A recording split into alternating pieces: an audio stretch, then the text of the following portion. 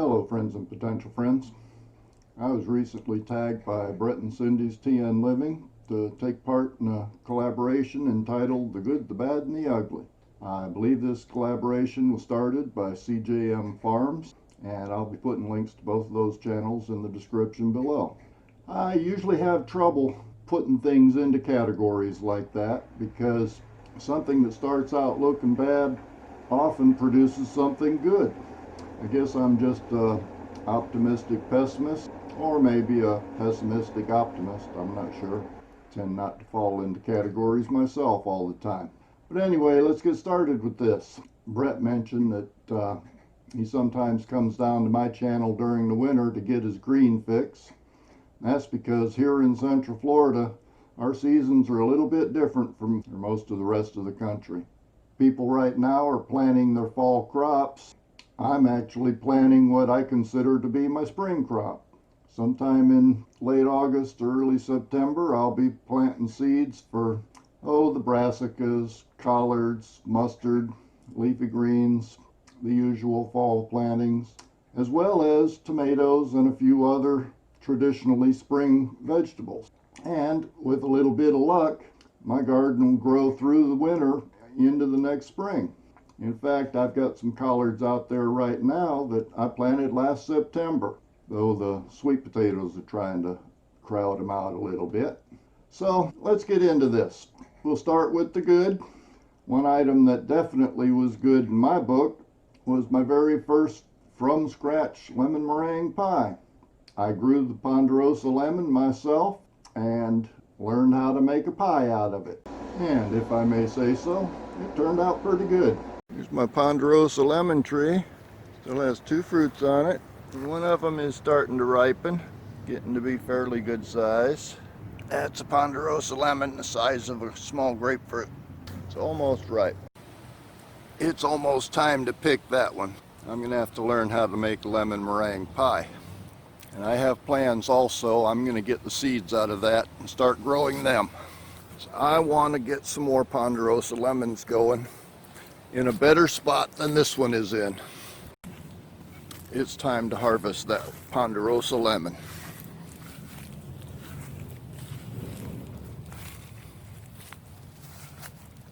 I got special plans for this guy.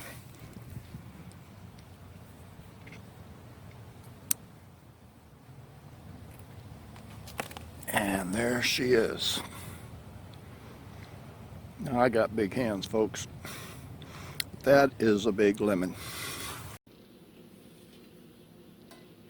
Oh, and the meringue's sliding off.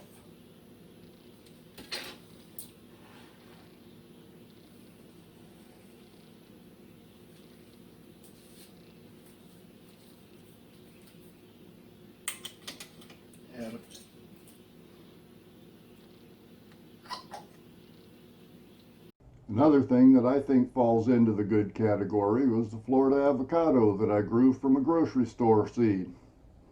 Started it out in the lab, and now it's out in the backyard growing nicely. A couple weeks ago, I went to the store and picked up some avocados. So once again, I'm trying to grow avocados from seed. The three on the left or on the right hand side are the small Mexican avocados.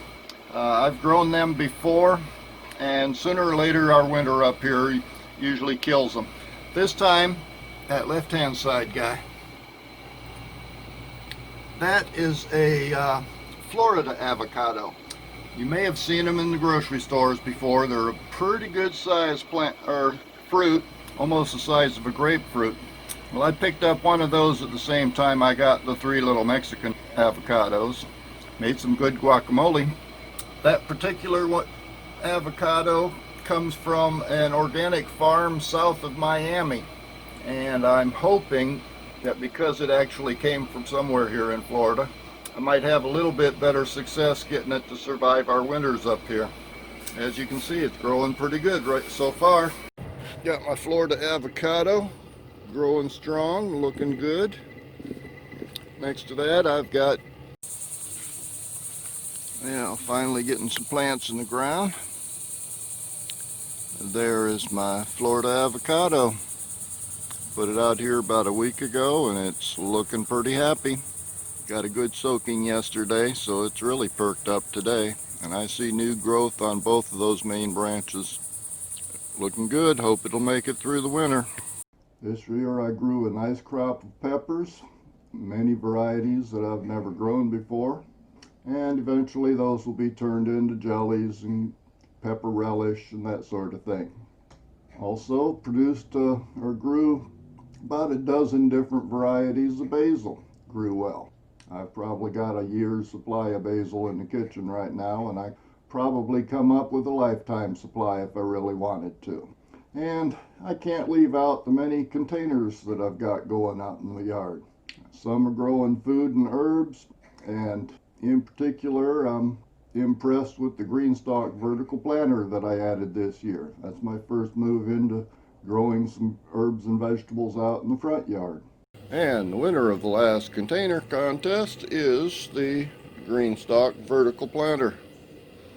I still only have 4 levels on it. I've got one more level I can put on it, and I've got some datil peppers I was thinking about putting in the top level, but I had planted thyme and cumin in the top level. The cumin actually came up, but it didn't last very long. The thyme never came up. Second level down, I've got some flowers growing here, some nasturtiums in every other opening, and I had planted a few radishes in the alternate openings. There's a couple of them coming up in that one. And below them, got a lot of sage. That one's fighting off bugs, it looks like. I've been picking this and drying it out. I've got quite a selection of sage in the house now to use for my cooking. And then down at the bottom level, we've got mint, which is trying to take over. And every other opening has got marigolds planted in it. Check this out.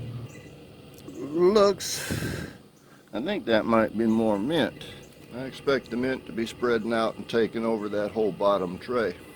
So those are some of the things that I would tend to put in the good category. Now let's get on to the bad category. I guess the beer bug that's going around fits into this category, though it really hasn't had a big impact on me personally, with the exception that I had planned on spending this summer traveling around the country looking for some land to move my gardens to. Right at the moment, I don't think it's a real good idea for someone to be driving around the country with Florida tags on the plates, especially the way Florida seems to be trying to take first place with this beer bug. Let's see, other bad things. Once again, I tried to grow some squash, zucchini, cucumbers. Didn't get much of anything out of them. They hardly even grew. I didn't even get to the point of the powdery mildew this year. Then there's my potato harvest. Looked pretty bad this year. I only got a handful of potatoes, but I did manage to turn it into something good because it produced 6 bowls of potato soup that I got to eat for about a week and a half. There we are, folks. That's not as much as I planted. Got one small to medium size, another small to medium size, and all the rest are tiny. And a lot of them have started growing roots, so I probably should have dug in here a couple weeks ago.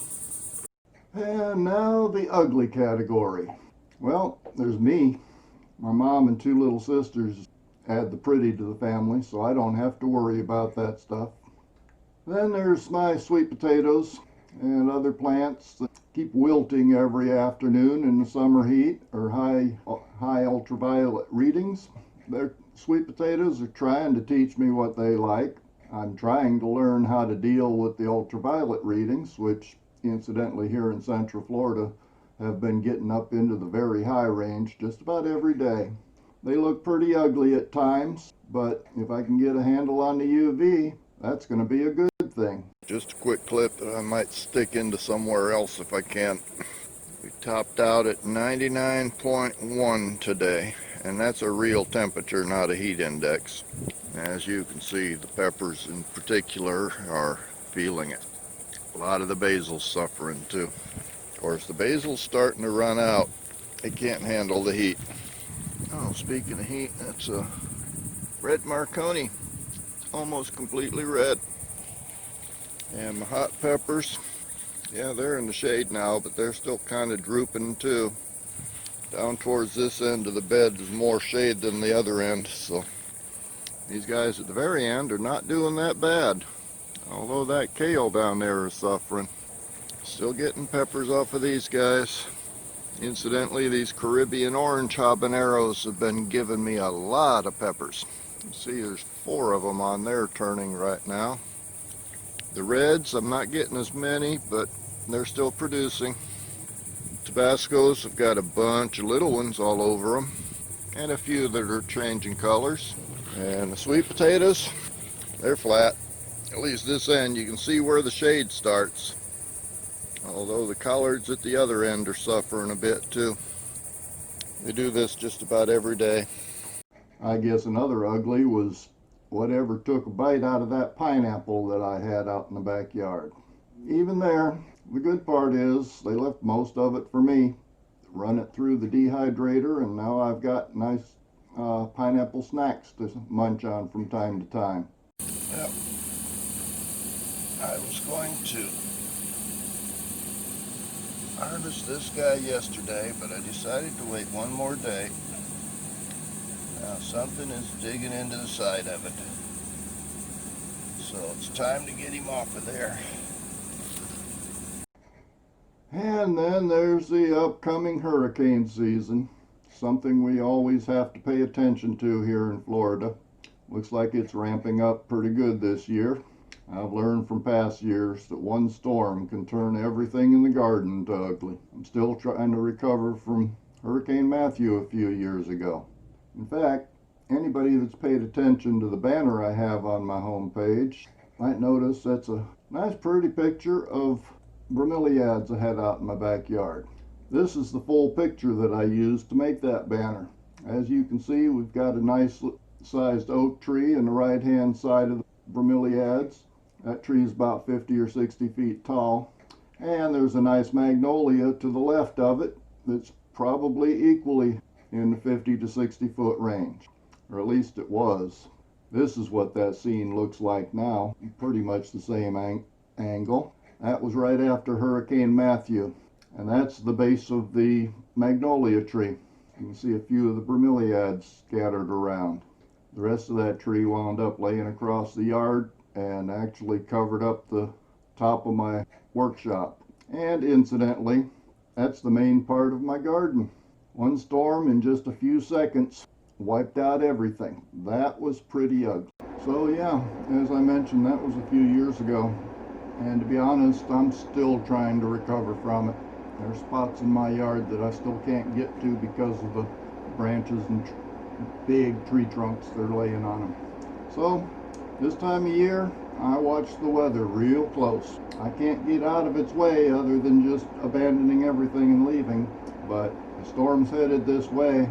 My garden's going to be on its own. So, who am I going to tag? First, I'd like to tag my friend Anna over at Mimsey's Garden. I know she had some struggles this year, but I'm sure she has a lot of good that she can show you out of her gardening. Along with Mimsey, I'd like to tag Chris and Darlene at Homesteading the Hard Way. They've been gardening, well, growing crops, a lot more than gardening. They've been growing crops for a lot of years, and they've got a lot of good things to pass along. And then finally, I'm going to tag Dan at Dan's Permaculture Food Forest. I haven't heard back from him yet, but if he wants to take part in this collaboration, I'd be more than happy to extend an invitation to him. See what he has to say. He's also here in Florida, so we have some similarities, but to be quite honest, he does a lot more in his yard than I do in mine. So I'd like to hear what he has to say. And I believe that wraps things up. So as usual, I'll see you on the next one.